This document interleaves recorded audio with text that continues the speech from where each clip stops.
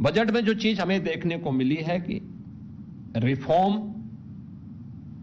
Growth और fiscal discipline यह बहुत स्पष्ट रूप से हमें देखने को मिला है।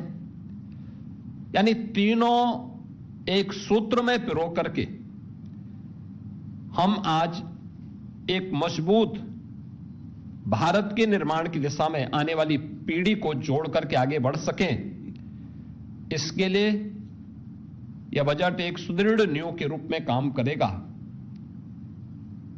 कल प्रस्तुत संसद में प्रस्तुत बजट इसका प्रतीक है। बजट में हर नागरिक के लिए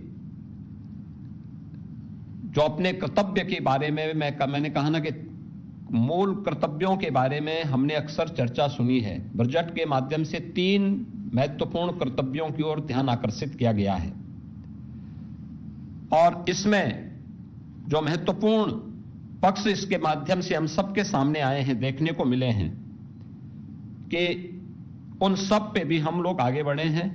बजट में किसान, युवा, महिला और गरीब, इन सभी पक्षों को, इन सबकी आकांक्षाओं को ध्यान में रख करके यह बजट प्रस्तुत हुआ है। स्वाभाविक रूप से इस बजट के माध्यम से देश की सबसे बड़ी आबादी के राज्य की आकांक्षाओं की पूर्ति भी होती है। उसके लिए नई संभावनाओं के द्वार खुले हैं। इसमें मुख्य रूप से जब हम ध्यान देते हैं, सबसे पहली बात है कि 10,000 करोड़ रुपए का एमएसएमई सेक्टर के लिए बजट का प्रावधान। उत्तर प्रदेश देश के अंदर इसको लीड करता है।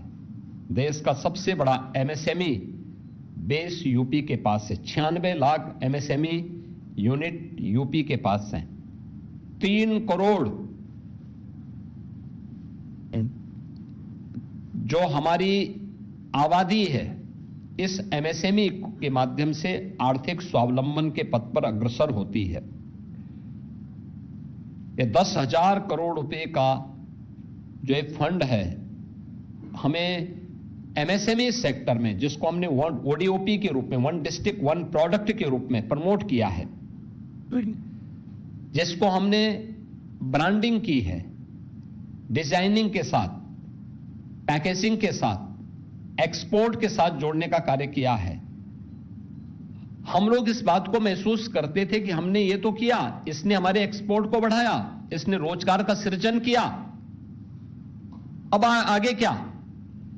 ये 10,000 करोड़ हमें इसके अगले भविष्य के लिए, इसको नई तकनीक के साथ जोड़ने के लिए, ट्रेनिंग के प्रोग्राम के साथ जोड़ने के लिए, एक्सपोर्ट के साथ जोड़ने के लिए, पैकेजिंग की नई संभावनाओं को आगे बढ़ाने में यह यूपी जैसे राज्य को मदद करेगा और यूपी सर्वाधिक लाभ इसका ले पाएगा।